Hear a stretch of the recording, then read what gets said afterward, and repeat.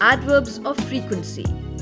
Adverbs of frequency denote the number of times or how frequently an action takes place.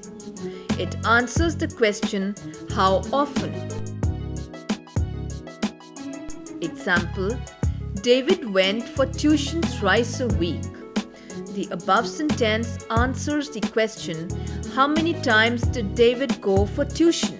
Therefore, thrice is the adverb of frequency or number. Look at the following sentences. He never visited the church. Sometimes our family visits our grandparents. These two sentences answer the question, how often? Here, never and sometimes are adverbs of frequency or number. Some other adverbs of frequency or number are twice, occasionally, thirdly, again, never, etc.